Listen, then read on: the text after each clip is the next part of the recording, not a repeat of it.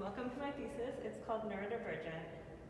So you begin here and you learn a little bit about the project. And this is a project about understanding what it feels like to have different learning disabilities and disorders, and then using a common learning method that people with those learning disabilities and disorders use. So you start by watching this. It introduces you to the project. And then there's an interactive where you select which learning disability you'd like to do. So say you select dyslexia. You learn a little bit about dyslexia. You hear about a story of struggle from one person who has dyslexia, and then you find out who that person is and all of their accolades, that they're like really successful in their field. Like this person, for example, didn't think they could go to space as a kid, and now they're a really successful space scientist. And then you find out the gift of having that learning disability, so creativity. And then this would direct you to follow one of these pathways on the floor here, and then you would do the experience. So this one's telling you to do dyslexia. So we'll come over here, and this is the dyslexia experience. So in this experience, you have these 3 panels, and there's text on them, and you have to line them up so that it says the phrase that's on here, which actually tells you a bit about dyslexia in and of itself. So these are all lined up, and this is to simulate like how it's a little bit difficult for people with dyslexia to read, and they have to kind of look at it a different way. So then you would come back here to this panel, and this is where you use a learning method. And the learning method here is image association. So a lot of people with dyslexia will draw in the margins to help them understand text. So for here would be like many, this word with dyslexia use blank. So these blanks or these scrambled words match up with an image over here. So this one is people. So like you would hang the people tag here, and GIAME, that one's scrambled image. So you would take the image tag and you would hang that here, and so on, and you would do that for the rest of them here. So then you would come back here, watch this screen again, and it would tell you about another one, and then you would go to that one. So let's do reading disorders. So the experience for reading disorders is to use context clues within the text to replace the layered words with the correct word on the right. So this is because a lot of people with reading disorders kind of confuse similar looking words. Like if I were to say the ocean is really calm today, they might hear the ocean is really clam today. So here, there's like several middle of the words like overlap together. So this one is reading disorders involve difficulty, blank, or understanding written words.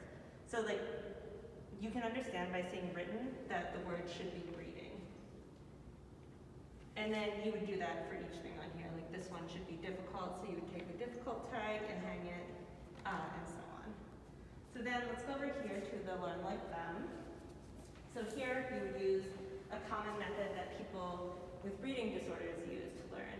And a lot of people with reading disorders use word association. So they'll think of a lot of words surrounding the word they're looking for, and then they'll come up with the right word. So here, it's like many people with reading disorders use word associations to understand, fathom, grasp, realize. A similar word to that, comprehend, and so on. Like words, books, a similar word to that, read. So that's how that one goes. So then we would come back, watch the screen again, hear about a different disability, and then we'll go to ADHD. So ADHD, you would put these headphones on, and then you would play this game. So in this game, there's some audio instructions, and you have to listen to them, but there's things that are gonna be talking over them, or other sounds happening. So it's meant to simulate the attention issues with ADHD. So I'll just show you real fast a little snippet of that. I will tell you where to place each colored square. Listen carefully and drag that square to where I tell you. First, select the blue square and match it to the cloud. Select the green square. Select the pink square.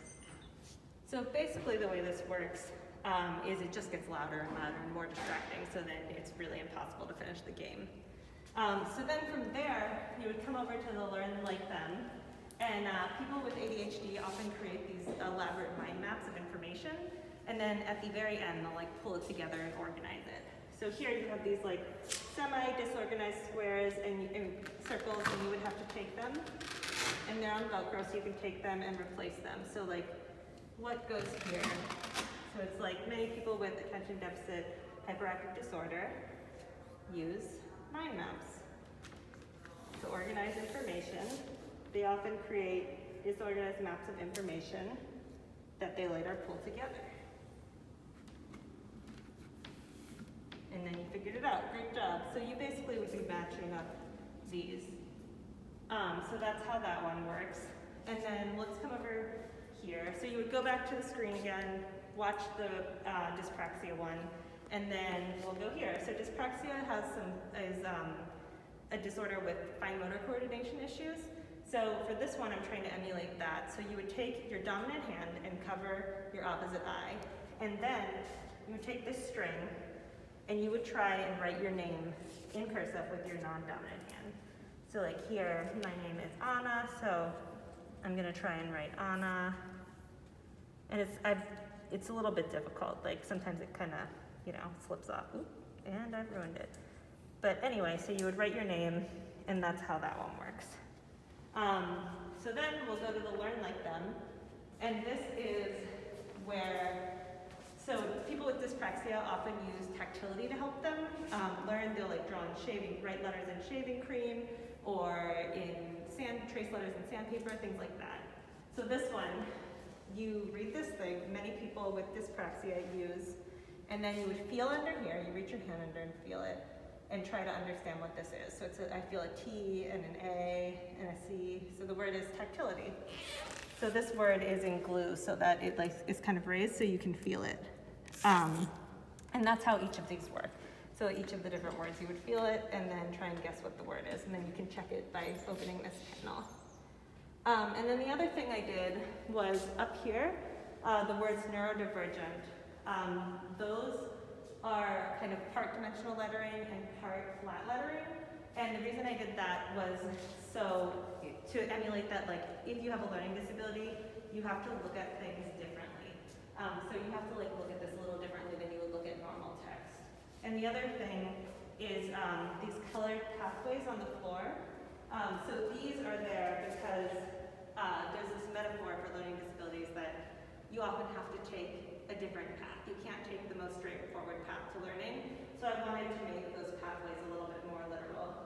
And the last thing I did in this exhibition is use a font called Atkinson Hyperlegible. And it's it's actually created by the Braille Society for low vision readers. But each character is distinct, which is really useful for things like reading disorders or dyslexia, where similar characters like B, P, and D can often get mixed up, so having